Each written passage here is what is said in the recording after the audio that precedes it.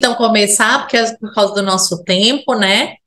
Hoje nós estamos aqui abrindo agora os trabalhos com o grupo temático referente a direitos coletivos, ao trabalho sindical, né? E eu estou muito feliz de ser a anfitriã dessa sala, abrindo as portas aqui, abrindo os trabalhos para apresentar dois grandes nomes na área do direito coletivo, na área do direito sindical.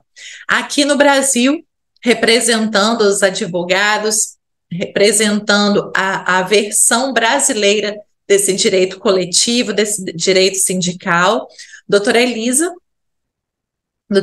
Tomás. Deixa eu fazer uma breve apresentação. Doutora Elisa, ela é graduada pela PUC de Minas Gerais, mestranda no curso de Direitos e Garantias Constitucionais Fundamentais pela FDV, atualmente presidente da Comissão de Direito Sindical da OAB, membro da Associação Brasileira de Juristas pela Democracia, coordenadora jurídica da Associação de Pais e Alunos do Espírito Santo, diretora da Associação Espírito Santense dos Advogados Trabalhistas, membro da diretoria da 2ª subseção da OAB Espírito Santo e também coordenadora do direito sindical do Movimento da Advocacia Trabalhista Independente. Além disso, sócia e advogada do escritório José Irineu Advogados. De outro lado, trazendo a versão portuguesa desse direito coletivo, como as coisas funcionam lá em Portugal, doutora Jamila Etchezar. Assim? Etchezar. Doutora Jamila é mestre em Direito, Democracia e Sustentabilidade pela Faculdade Meridional de Passo Fundo, tem especialização em Direito do Trabalho, Processo do Trabalho, Previdenciário pela Unisc, é mestre em Direito Ambiental pela Universidade Ca' Foscari de Veneza, na Itália, diretora internacional da ABA, Portugal, coordenadora do Grupo de Estudos de Direito Internacional da Comissão Nacional do Direito do Trabalho na ABA, professora e escritora de livros jurídicos. Muito obrigada, doutora Elisa, muito obrigada, doutora Jamila, por ter aceito o convite do Luso Brasil, por estar aqui participando desse tema, trazendo esse tema à discussão. E eu quero iniciar com uma pergunta. Vou começar com a doutora Elisa, depois ela passa a palavra para a doutora Jamila. Doutora Elisa, quando a gente fala de garantias, direitos fundamentais, trabalhistas em aspectos coletivos, quais são as garantias que os sindicatos têm a nível constitucional e de que forma eles conseguem aplicar essas garantias aqui na prática? Bom, inicialmente eu gostaria de parabenizar os organizadores pelo evento, agradecer Roberta por estar aqui mediando a nossa mesa, agradecer a todos que participam conosco desse importante momento de discussão sobre o direito coletivo do trabalho, né? O sindicalismo, ele é fundamental na construção dos direitos sociais, né, internacionais, e no Brasil não foi diferente. A Constituição de 1988, que inaugurou a democracia no momento pós-ditadura militar no Brasil, ele definiu algumas garantias e também algumas responsabilidades para as entidades sindicais, né? Então, as entidades sindicais, elas têm mais do que garantias, elas têm deveres, né, dentre os quais eu cito aqui o dever de representação dos interesses individuais e coletivos dos membros da sua categoria. Para isso, os sindicatos, eles têm resguardada a unicidade sindical, embora possível pluralidade sindical seja e já esteja em discussão no Brasil. Atualmente, o modelo que vigora no Brasil é a unicidade sindical. Também a responsabilidade de negociar coletivamente os direitos individuais e coletivos, né, por meio de ACTs e CCTs, que são os acordos coletivos e convenções coletivas do trabalho, e tantos outros, né, Roberta? Mas, assim, a representação individual e coletiva dos interesses dos membros da sua categoria, para mim, ele resume muito bem todas as outras atribuições das entidades sindicais, né? E por meio deste inciso terceiro do artigo 8º da Constituição Democrática Brasileira, nós vemos a possibilidade dos sindicatos resguardarem o patrimônio intelectual, o patrimônio jurídico, o patrimônio econômico dos membros da sua categoria. Então, por isso que eu acho que é o mais completo de todos os direitos. Além deste direito-dever, né, também há no artigo 7º da Constituição Federal democrática social. Eu gosto de destacar isso no momento que a gente vive, eu acho importante, né? Artigo 7º, inciso 26, também prevê expressamente o reconhecimento das negociações coletivas. Então, isso é muito importante para o movimento sindical e para a classe trabalhadora, considerando que o direito do trabalho, ele nasce no paradigma democrático da perspectiva e da necessidade de se igualar forças, e o movimento sindical, ele tem forças entre empregado e empregador, né? E o movimento sindical tem uma importância nesse processo, porque por meio da negociação coletiva se colocam deveres e responsabilidades e limites nos direitos do empregador com vistas à aquisição de direitos e à igualdade nas relações que já nascem desiguais, né? Porque as relações de trabalho, elas são marcadas pela dependência econômica, pela subordinação, e aí quando você vê a possível negociação de direitos através de sindicatos com a previsão constitucional de que estes são reconhecidos, né? Devem ser reconhecidos, então você tem a ampliação do alcance dos benefícios do movimento sindical. Não adianta a gente ter uma negociação morta, né? Então, quando a Constituição ela fala assim, essa convenção foi feita, é válida, está plenamente vigente, deve então ser reconhecida como sendo uma fonte formal de direito do trabalho. Então, você tem aí, né, dentro da nossa Constituição, um grande benefício, não só para o movimento sindical, mas para as categorias que são alcançadas pela representação.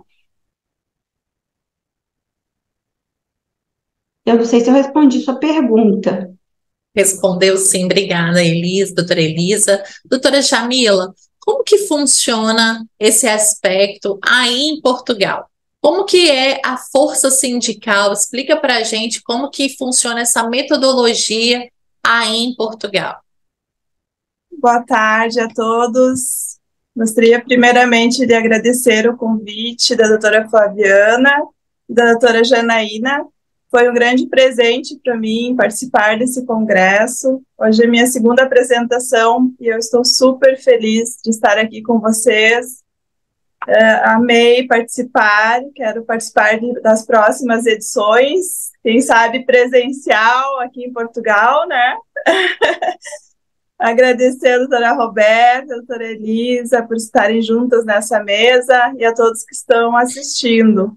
Aqui em Portugal, a classe sindical ela tem grande força também, é mais antigo que o Brasil, né? Surgiu aqui na Europa 200 anos atrás, após a Revolução Industrial, o movimento sindical, né? E na Inglaterra, primeiramente, e após foi expandindo para os diversos países europeus, até chegar em Portugal. Portugal ganhou força a partir de 1910, no movimento sindical, e a partir de então foi ampliando de uma forma não muito significativa, porque Portugal é um país pequeno, né, como vocês bem sabem, então a situação aqui ela não se expande muito. Nós temos 300 sindicatos, para vocês terem uma ideia, no total, né, então não são muitos, e temos 2 confederações aqui em Portugal. Agora estão pensando em ter mais uma confederação, né? Há uma possibilidade de abrir uma terceira confederação, mas por enquanto temos somente 2. Então, é um país pequeno com poucos sindicatos, mas que atuam de maneira forte aqui na Europa, né? De maneira destacada, em contraponto a alguns outros países da Europa que são mais tranquilos, né? Apesar da pequena proporção, ele tem uma grande força. Em Portugal, a liberdade sindical ela vem assegurada tanto pela Constituição Federal Portuguesa, né? E no seu artigo 440, como também pelo Código do Trabalho, né? No artigo 55 do Código do Trabalho português. E aqui em Portugal, diferentemente do Brasil, rege o pluralismo sindical.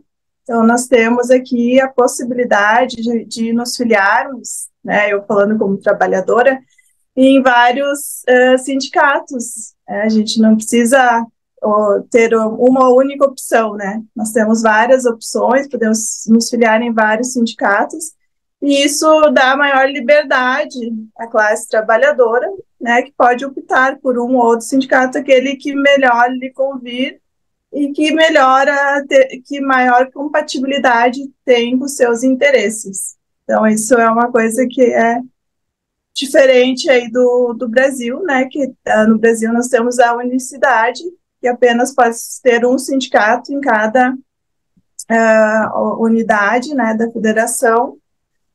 Outra questão também aqui que temos o desconto da cota sindical, né, não é obrigatório, é 1% da remuneração mensal, que é descontado do trabalhador, né, não é obrigatória, mas tem que ser, como no Brasil, aquela declaração expressa que autoriza ao desconto, né, do valor da cota sindical. Então, temos também a cota aqui, que é 1% da remuneração. Já na área assim, judicial, os sindicatos eles podem atuar como autores, inclusive tendo mais de um sindicato no polo ativo das ações judiciais. Como aqui tem o pluralismo sindical, então também na esfera jurídica tem essa possibilidade de termos 2, 3 autores sindicatos na mesma ação, discutindo, né, o mesmo tema, o mesmo assunto. Então, são litisconsortes ativos, os sindicatos das ações aqui em Portugal, representando daí tanto a classe trabalhadora sindicalizada como os que não são sindicalizados, né, independente de estar ou não associado aos sindicatos. Então, no primeiro momento, vou deixar essas colocações, depois a gente pode aprofundar um pouquinho mais. Sim, sim, vamos saber mais. Vamos lá.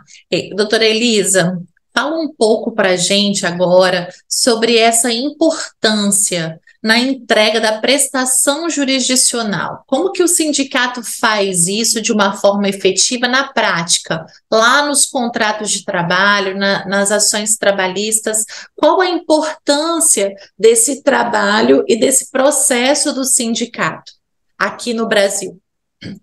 Tá joia, vamos lá.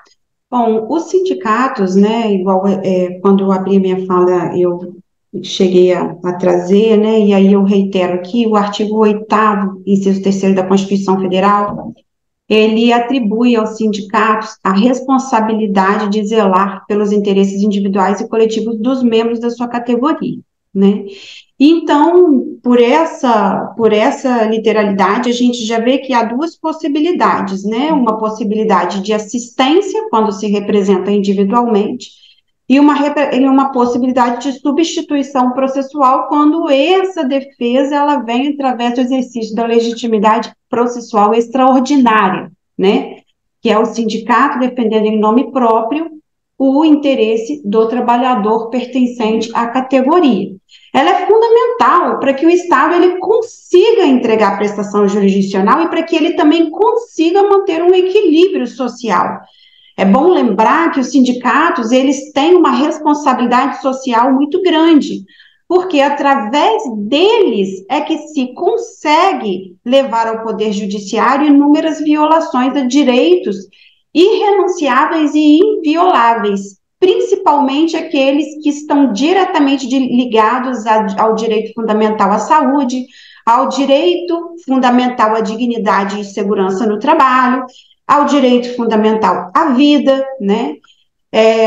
Por exemplo, né, alguns dos sindicatos que eu assessoro, o maior número de processos que nós ajuizamos coletivos são sempre pedindo ou adequação da jornada de trabalho, porque são normalmente exorbitantes, ou pedindo adequação das condições de trabalho às normas de saúde e segurança no trabalho.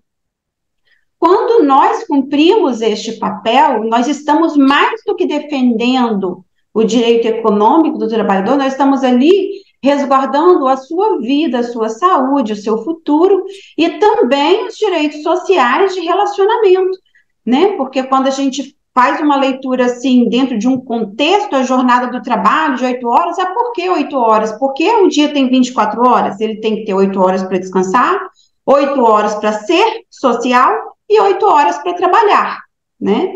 E quando aquela jornada é exorbitante, ele deixa de ser pai ou mãe, ele deixa de ir na igreja, ele deixa de se relacionar em sociedade, ele começa a não existir mais para si, mas para produzir, né? Então, quando nós pensamos, a gente vê como que é importante a ação sindical por equilíbrio das relações sociais, porque é através, às vezes, de um único processo que a gente consegue transformar a vida de uma comunidade inteira, né? Evitar acidentes de trabalho, evitar acidentes regionais de trabalho, né? Mês passado houve um processo numa região pequena, nossa região sul, que deve ter aí, sei lá, 3 mil famílias, talvez, né? E um acordo coletivo, ele colocou fim a condições perigosas de trabalhos em que os trabalhadores de uma usina de álcool estavam expostos. Então, a gente percebe que, será que se tivesse uma explosão ali, somente os trabalhadores seriam vítimas, ou toda aquela região? E quando o sindicato entra com uma ação civil pública pedindo adequação do ambiente de trabalho, claro, além da periculosidade, mas o objetivo maior é sempre a vida, você consegue preservar a vida de toda aquela coletividade, de toda aquela comunidade. Então, é fundamental a atuação sindical para o fortalecimento da democracia, né? A democracia, ela só é sólida quando o direito fundamental, ele é vivo em sociedade. A gente não pode falar em democracia social, pelo menos, se nós não tivermos a efetivação dos direitos fundamentais. Então, quando você vê entidades sindicais lutando e tendo condições de luta por meio dos instrumentos coletivos processuais, né, que são as ações coletivas, as ações civis públicas, para buscar a efetivação desses direitos fundamentais e a Justiça do Trabalho cumpre o seu papel, que é receber as ações civis públicas, produzir as provas necessárias e julgar conforme a lei, nós temos uma democracia sólida.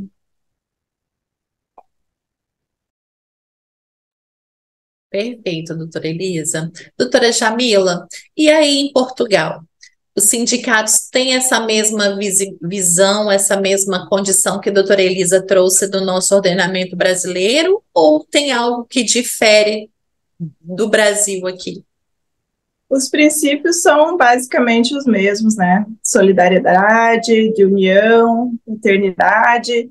Então, esses princípios são universais, né? Eles não mudam de países para a questão do direito do trabalho, a questão dos sindicatos.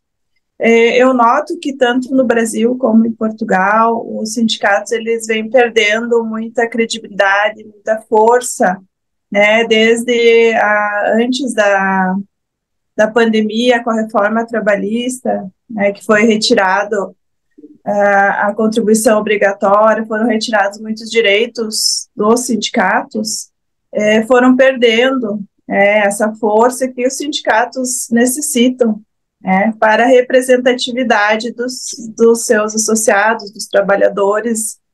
E aqui em Portugal também, eu noto que os sindicatos vêm perdendo força, vêm perdendo credibilidade, vêm perdendo associados, né? Então, isso é uma tendência mundial que vem ocorrendo, e isso tem que ser alterado de alguma forma, né? Eles têm que encontrar uma solução para que isso não continue a acontecer, né? Tem muita descrença nos sindicatos, né? O prestígio que eles perderam nos últimos anos, a sua identidade, e isso reflete nas ações judiciais, né? Reflete na representatividade, porque se o sindicato não tem representatividade junto à sociedade, ele também não vai ter representatividade junto ao judiciário, né? Porque não vão procurá-los, os sindicatos não vão ser visitados pelos trabalhadores, não vão levar os problemas, as situações do dia a dia, as situações que sofrem, né, das empresas, as violações que estão sofrendo. Então, acaba uma coisa levando a outra, né? Os sindicatos não estão se fortalecendo, né? Tem muitos sindicatos também que estão sendo utilizados como trampolim político, né? Aqui em Portugal também, agora mesmo eu falei que talvez, né, estão para criar uma nova confederação que seria de um partido de direita, né, para contrapor o partido de esquerda. Então, enfim, acaba sendo um trampolim político, né, utilizado, sindicatos, e acaba que os sindicatos perdem essa sua qualidade de representatividade, né, dos seus associados, dos seus trabalhadores, e muitos até abandonam, né, a função sindical, muitos dirigentes sindicais abandonam para ir para a política, né, que é, digamos, muito mais vantajoso no caso, né? Então perde-se um pouco a função real dos sindicatos, que é, né, baseada nessa colaboração, nessa união, nessa solidariedade, fraternidade e na busca de melhores direitos, melhores condições de salários, né, melhores condições para o meio ambiente do trabalho, melhores condições de modo geral para os trabalhadores, né? Então, essa questão tem que ter uma solução, né? A gente não pode deixar que isso prossiga. No Brasil, os sindicatos tiveram que se reestruturar, né, após a pandemia, e aqui também não é diferente, né? A pandemia fechou muitos sindicatos, a falta de contribuição também, porque se os sindicatos não têm meios econômicos de se manter, não tem como ficar com as portas abertas, né? Tem que fechar suas portas, não tem como pagar aluguel, luz, né, uma secretária, não tem como manter uma estrutura, né, sem a contribuição sindical. Então, realmente não está fácil nem no Brasil, nem aqui em Portugal, para que os sindicatos tenham, né, essa maior representatividade junto à sociedade e, consequentemente, junto ao Poder Judiciário, apesar de ser possível, como eu falei para vocês antes, essa representatividade judicial, né, até de mais que um sindicato na mesma ação. Temos várias ações possíveis, só que essa reestruturação tem que acontecer de forma imediata. Já vou falar umas ideias e soluções para vocês. Sim, e a gente aqui agora entendendo, na verdade, né, trazendo como vocês estão trazendo a função social do sindicato, tanto no Brasil quanto em Portugal. Aqui também eu vejo que o que dificulta é justamente atrelar essa visão política ao sindicato. E ele vai muito além disso. O sindicato, ele está muito além dessa questão de esquerda ou de direita. Nós estamos aqui para defender, né, como a doutora Elisa falou, vidas, trabalhadores e até comunidades, né? Como o trabalho impacta diretamente na sociedade, essa é a função dos sindicatos. E aí eu queria saber exatamente de vocês esse tópico agora, doutora Elisa, doutora Jamila, quais são os desafios agora dos sindicatos e especialmente quando a gente fala de ações judiciais, nas execuções que são feitas, Como os sindicatos vêm lidando com esses dilemas, com esses desafios, tanto social, político, como também processual? Vamos conversar um pouquinho sobre isso. Hein, Roberta, se você me dá uma licencinha e me autoriza uma quebra de protocolo, você Claro, falou, né, sobre a importância do sindicato e como que ele transforma as relações em sociedade, e aí eu sempre reflito sobre isso. Eu queria pedir licença, se você me autorizar a fazer alguns, claro. né, o artigo 3º da nossa Constituição, ele estabelece, né, como objetivo da República Brasileira constituir uma sociedade justa, solidária, né, além de livre, claro, garantir o desenvolvimento nacional, erradicar a pobreza, erradicar a marginalização e reduzir as desigualdades sociais. E aí, quando a gente pensa no direito do trabalho, né, dentro do contexto né, de um Estado democrático ter direitos, né, aí a gente percebe como que este segmento jurídico, né, como esse ramo do direito, ele transforma a sociedade, porque através do direito do trabalho, o Brasil consegue diminuir a desigualdade social, não vou dizer erradicar a pobreza, porque eu acho que isso é uma utopia, né? Mas ao menos tenta, a partir da regulamentação de direitos mínimos, reduzir a pobreza. E nós, como advogados de sindicatos, e os sindicatos também, né, os dirigentes sindicais, principalmente eles, na verdade, são as pessoas que estão ali próximas das categorias, tentando zelar para que este objetivo constitucional se consolide dia a dia nas relações de trabalho. Aliás, no Brasil, né, a partir da aplicação dos direitos mínimos e observância nas relações de trabalho. E aí eu queria também fazer uns comentários sobre a doutora Jamile, falou alguns pontos muito importantes, sabe, Jamile? Porque eu sou um pouco romântica. Quando se fala de direito do trabalho, direito sindical, eu viajo muito, assim, sabe? Porque eu sou apaixonada, mas eu acho que a gente tem que ter um pouquinho, assim, desse pé no chão, né? A gente tem que ter o pé no chão, e, de fato, a reforma trabalhista, ela impactou muito as relações entre sindicatos e suas respectivas categorias. Eu, até esses dias, fui na FDCI participar de um quadro que o doutor Henrique Nelson está desenvolvendo lá, muito interessante, e aí um aluno me perguntou, por que os sindicatos mudaram tanto? Antes a gente via sindicato parando tudo, quebrando tudo, e aí agora a gente não vê isso mais. Eu falei, olha, você fez uma pergunta, eu falei com esse aluno muito interessante, mas eu acho que não é só os sindicatos que mudaram, eu acho que a sociedade mudou.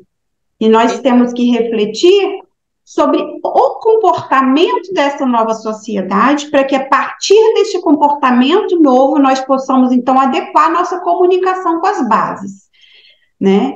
Então, eu acho que é um exercício que nós, que atuamos no movimento sindical, temos, e aí entrando na sua resposta, Roberta, eu coloco aqui, exercitar mais a reflexão e a compreensão do outro. Vou citar uma realidade que a gente vive no mundo inteiro, como dos trabalhadores plataformizados, né? Se nós pararmos para pensar na realidade dos trabalhadores plataformizados, eu particularmente entendo que eles são empregados, porque se você lê um contrato de um desses trabalhadores, você vai ver que a plataforma ela exige pessoalidade, ela limita o acesso dele ao cliente, o contato não é do cliente não é com o prestador do serviço, é com a plataforma. Para mim, a plataforma, como dizia Marx, ela é um meio de trabalho. E através deste meio de trabalho, o capitalista ele alcança um número enorme de clientes no mundo inteiro. Porque uma Uber da vida, ela não presta um serviço de fornecimento de plataformas digitais, ela presta um serviço de transporte de pessoas. Então, ela não pode dizer que ela é uma mera fornecedora de plataformas, porque ela não é. E aí, quando você coloca a teoria do valor de Marx dentro dessa realidade, desses plataformizados, a gente percebe como que o capital é desumano, embora ele seja necessário. Porque quanto mais trabalhadores, menor o valor daquele trabalho humano. Eles não têm direitos mínimos, eles não têm direito nenhum. Quem coloca o valor do trabalho deles é a concorrência. Eles não têm regulamentação no Brasil, né? Estou falando aqui, né? Tem países que eu acho que já até está acontecendo. Então, assim, você vê como que nós modernizamos muito a legislação trabalhista e a mudança nas relações de trabalho estão tornando as pessoas individualistas e estão distanciando as relações sociais. Aí eu entrei nessa realidade dos plataformizados porque uma vez eu fazendo essa reflexão, eu conversei com um trabalhador de plataforma, peguei uma plataforma e comecei a conversar com ele para entender como que era a relação dele com a Uber e tal. E aí ele foi me explicando. E aí eu falei, mas por que vocês não fazem greve? Aí ele falou assim, mas se a gente fizer greve, aí o valor da corrida vai aumentar para quem está trabalhando. Então ninguém quer aderir à greve. Porque quanto menos gente trabalhando, mais você ganha por corrida que você faz. Então, a própria forma de organização desse meio de trabalho já é uma forma de desestabilização da coletivização. Então, essa é uma mudança social que é um grande desafio e que nós precisamos pensar. Nós precisamos de refletir e nós precisamos de amadurecer. Assim como a tecnologia evoluiu, nós também temos que evoluir para conseguirmos, então, alcançar os direitos sociais mínimos para todos e a representatividade, inclusive para este grupo, que não tem sequer uma forma de se organizar, porque o próprio sistema, o próprio meio de trabalho os desorganiza e os coloca em concorrência constante, né? Um outro desafio que eu vejo, né, é o assédio moral que as entidades sindicais sofreram e continuam sofrendo. Nós não temos no Brasil, e agora, né, infelizmente, né, definitivamente, a estabilidade no emprego, né?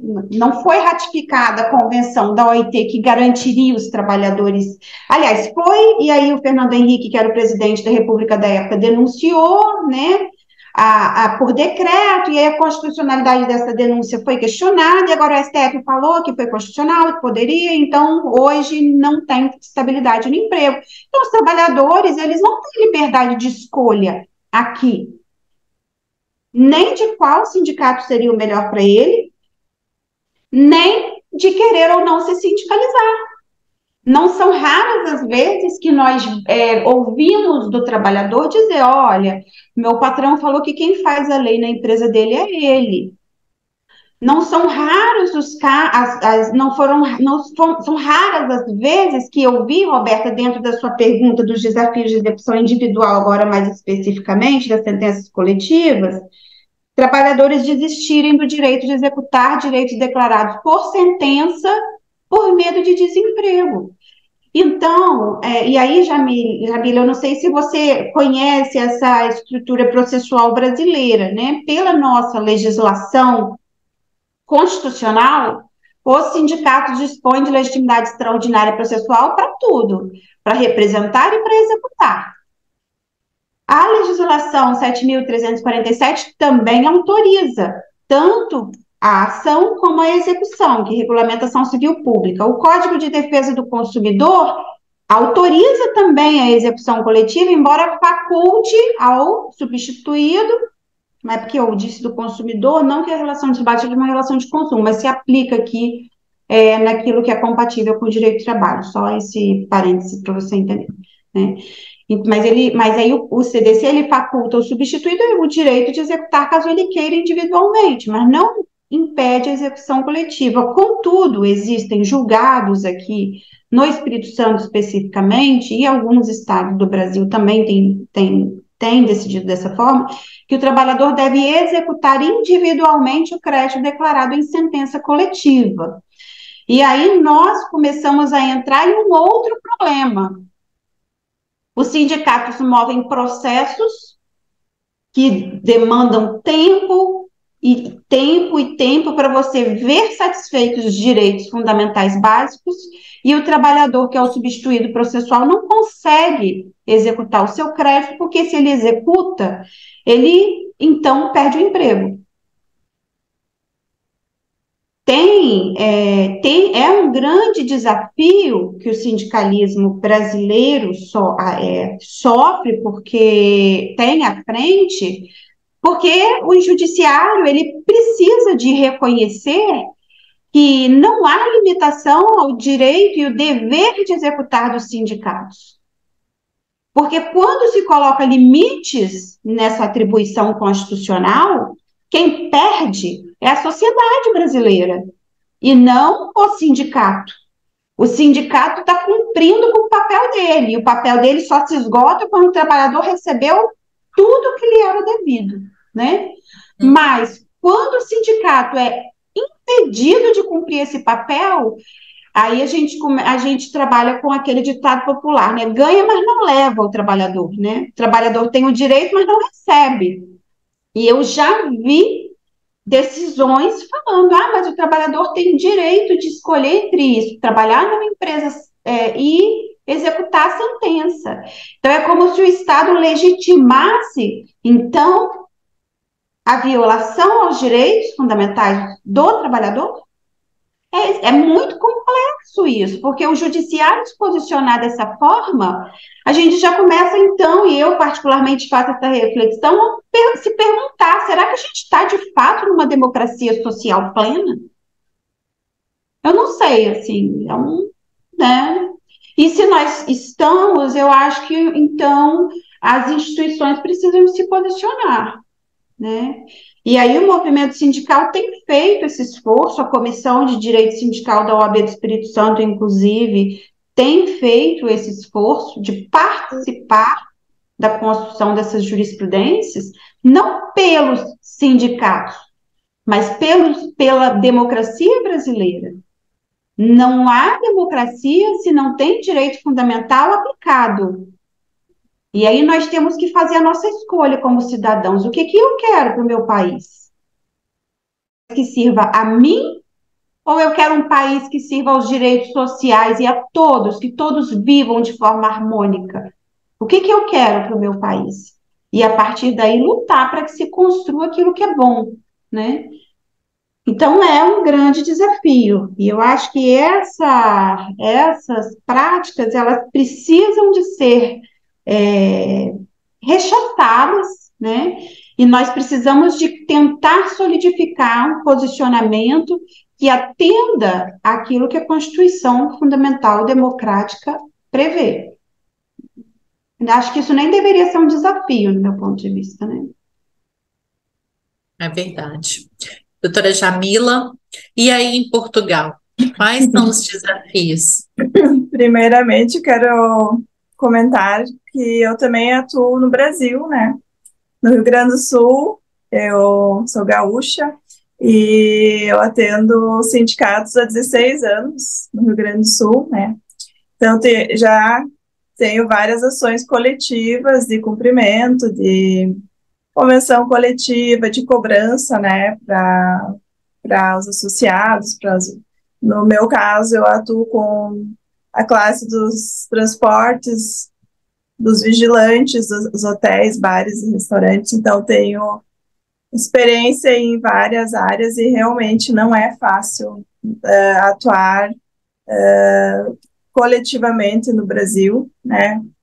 No Rio Grande do Sul, pelo menos, tem muitas empresas que a gente busca os direitos na justiça e acabam fazendo retaliações, né, contra os empregados mesmo, de forma coletiva, né, porque muitas vezes nós temos que juntar listas com nomes e procurações de sindicalizados que estão, né, no polo participando, né, como substituídos processuais e acabam, né, tendo esses problemas. Também tem atraso do judiciário, né, eu tenho uma ação na Justiça do Trabalho desde 2007, em tramitação uma ação coletiva, né? Então, imagina, olha quanto tempo já está em andamento a ação e não tem fim.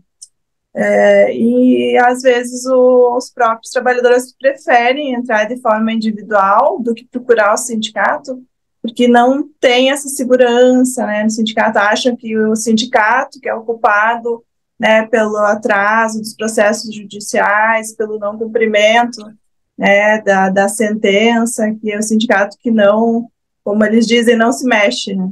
E não é a realidade. A realidade é que os processos coletivos realmente são mais difíceis pelo montante envolvido, né, que são muitas pessoas, valores maiores, as empresas, né, que estão envolvidas, elas têm muitos recursos, né, o nosso processo trabalhista, ele tem muitos recursos, muitas possibilidades, né, de fugir de uma execução, e isso as empresas acabam utilizando muito bem, né.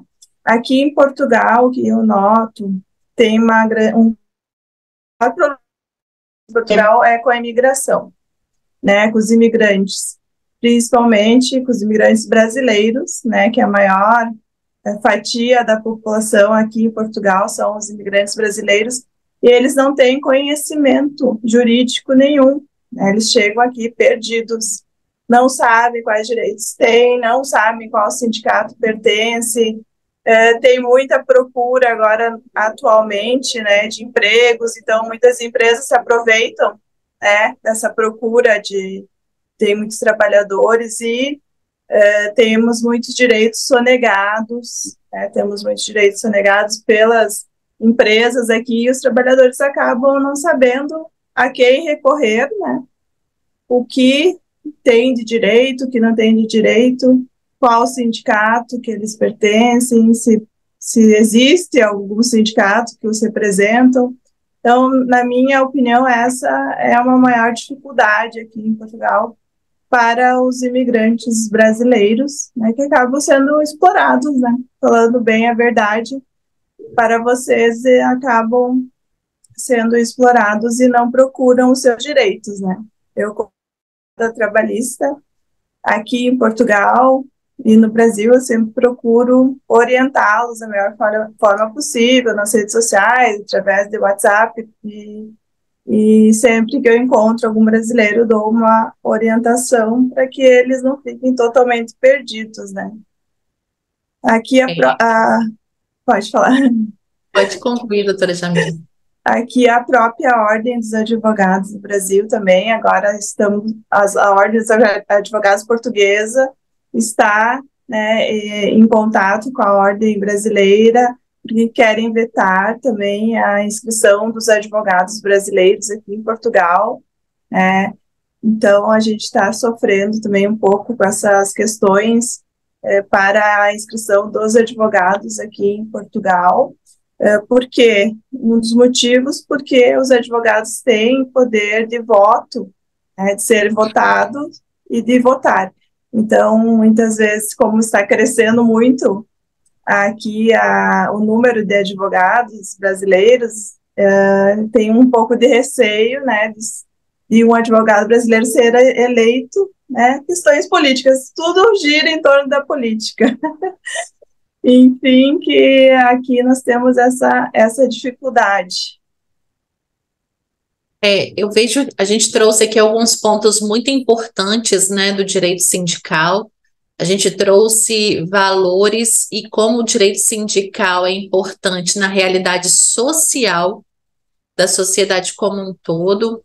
E eu queria agora, caminhando já, né, para os 10 minutos finais aqui, já que a gente falou sobre a necessidade, os desafios, o que os sindicatos vêm fazendo para se dissociar dessa realidade política, que ele foi inserido, na verdade, e ele vai muito além de tudo isso, que vocês trouxessem na prática algum caso específico, óbvio, sem apresentar nomes, sem identificação, mas de que a materialização mesmo da importância desse direito sindical, acho que isso é importante para a gente tratar aqui algumas situações, como que o sindicato lida com essas demandas de grande porte. Eu vejo muito aqui na nossa região, a doutora Elisa trabalha aqui também, pode trazer mais, a importância dos sindicatos, especialmente quando acontecem acidentes de trabalho, em que trabalhadores, vítimas, né,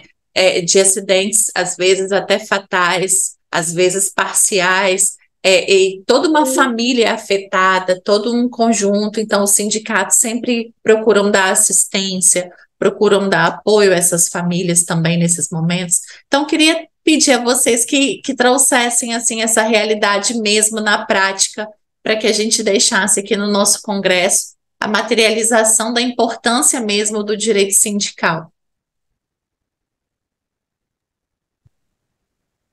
Começa por mim ou pela doutora Jamila?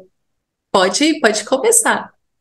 Depois eu vou tentar achar uma fotinha aqui histórica, muito importante, e aí eu vou contar a partir do meu exemplo de vida mesmo, né, doutora Roberta? Eu advogo para o Sindicato dos Trabalhadores da Extração, da Indústria e do Comércio de Mármore, Granito e Calcário do Estado do Espírito Santo. E esse sindicato é um sindicato novo se comparado a outros, né, como comércio e etc. E o nosso estado é um estado, o estado do Espírito Santo é um estado que é pioneiro a nível de Brasil nesse processo de extração e de beneficiamento de rochas ornamentais. E, além disso, é um estado que tem uma grande e importante participação econômica neste segmento, né? É verdade. E até o Sindmármore nascer, a forma de extração de rochas, né, doutora Jamila, eu não sei se você não sei se você já conhece ou já viu, né, assim, em altos de montanha, e aí, antigamente, né, eu tenho essa foto aqui, eu vou procurar e vou compartilhar até o final, Roberto, se puder passar, né, para todo mundo ver. As pessoas subiam as montanhas para extrair blocos de granito, mármore, de chinela havaiana, calça rasgada, chapéu, sem equipamento de proteção nenhum. Número de mortes altíssimo. Acidente com mutilações altíssimo. Uma região nossa do sul do Espírito Santo, Itaoca-Pedra, era conhecida como Vila das Viúvas, pela quantidade de mortes no setor que tinha. E um dos maiores desafios que o Sindmármore teve foi ver cumpridas as normas de saúde e segurança do trabalho. Né? Tiveram que ser realizadas diversas ações civis públicas, pedindo, além da obrigação de pagar, também a obrigação de fazer, né? Ou seja, adequar as condições de trabalho. E a partir do momento que as empresas começaram a ter condenações altas, aí elas começaram a ter interesse na preservação das condições de trabalho. Aí começaram, além de comprar EPIs, comprar um maquinário melhor, fornecer calçados que dessem maior segurança para esses trabalhadores e uniformes. E aí o nosso estado cresceu muito mais. Porque se você distribui renda e se você preserva vida, você tem um caos social, você tem um dano social menor. Então, o estado do Espírito Santo no setor de rocha só cresceu. Quando o estado nosso de Mármore começou, eram 570 e alguma coisa empresas. Hoje tem mais de 5.000 empresas, né? Deste segmento, sem contar as boutiques de rochas, né? Eu estou falando de extração e beneficiamento. Então, assim, é um exemplo de que se nós, sociedade, quisermos e percebermos a importância de uma ação conjunta, porque o sindicato ele não faz nada sozinho, né? O trabalhador tem que denunciar, o judiciário tem que acolher as pautas que lhe são colocadas, o Ministério do Trabalho tem que se colocar em constante fiscalização, o Ministério Público do Trabalho também. Se nós todos trabalharmos conjuntamente, nós conseguimos transformar o meio que a gente vive em um meio muito melhor para todos, do ponto de vista social, econômico, né? Então, assim, eu cito este exemplo porque, para mim, é um exemplo que faz parte da minha vida, porque eu conheço essa história desde que eu nasci, praticamente, né? E E também porque nós, eu, você, Roberta, que somos capixabas, né? Nós somos testemunha dessa transformação, né? Então, é isso. E aí, doutora Jamila, sua experiência Eu, em Portugal, como que funciona aí? Você já falou muito sobre o suporte, o apoio aos estrangeiros, né? E esse é um problema sim, mesmo também humanitário que a Europa enfrenta, né? sim, esse é um problema grave que a Europa enfrenta, né? Os refugiados, principalmente, né? Que acontece muitas tragédias de refugiados tentando entrar na Europa, como a gente vê, né? Navios que acabam naufragando. É uma coisa muito, muito triste aqui para nós na Europa, né? E também essa questão da falta de segurança no trabalho. Aqui eu percebo muita falta de segurança no trabalho. Eu levo cada susto, às vezes aqui da janela aqui do meu apartamento, eu vejo trabalhadores assim nos tetos, nos telhados dos prédios, sem nenhuma proteção. Às vezes eu faço fotos assim para registrar, porque é uma falta de segurança realmente muito grande. Eu estou fazendo um mestrado aqui em saúde e segurança do trabalho, justamente porque é uma matéria que me interessa muito, né?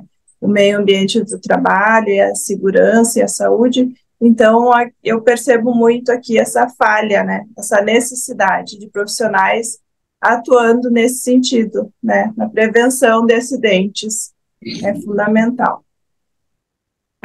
Eu vejo que o sindicato também acaba que com uma atuação sindical firme, forte, como a gente vê, está acostumado a ver, a gente acaba mudando e moldando as empresas para atender as regras que são necessárias, que já deviam acompanhar de uma forma natural, mas que talvez sem a intervenção sindical isso ficaria muito aquém, né? Então, assim, o sindicato realmente ajuda a colocar em prática esses direitos. E agora nós estamos terminando já o nosso GT, falta um minuto. Eu queria passar para vocês para as considerações finais. Se vocês quiserem deixar um recado, fiquem à vontade, doutora Elisa. Bom, mais uma vez, parabéns a Damásio, a Thais e a todos os organizadores do evento. Muito importante que tenhamos novas oportunidades de debater o direito internacional, né? Porque Verdade. esse direito comparado, ele nos permite conhecer a realidade do outro e trazer coisas e compartilhar experiências que podem enriquecer a nossa jurisprudência, a nossa atuação profissional, o direito brasileiro, o direito português, quem sabe lá na frente outros países possam participar também. Agradecer, Roberta, né, pela mediação, agradecer a doutora Jamila, foi um prazer conhecê-la.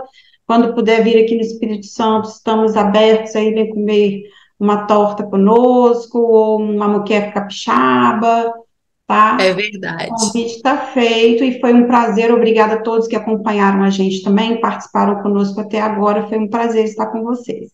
Obrigada. Gratidão a todos vocês. Muito obrigada novamente pelo convite, as queridas amigas agora, né? Que já são minhas amigas, a Flaviana, a doutora Janaína. E gostaria de falar muito mais sobre é um direito encantador, mas acabou o nosso tempo, vai ficar para a próxima edição. Um É bom beijo. porque a gente já sabe que vai ter que ter a segunda jornada para a gente continuar Não, olha, conversando, se agora Deus nós quiser. vamos ter que Apoiado. fazer mais. Vamos Tá fazer certo. híbrida, podemos fazer híbrida também, né? É verdade. É uma ideia. E esse tema é um tema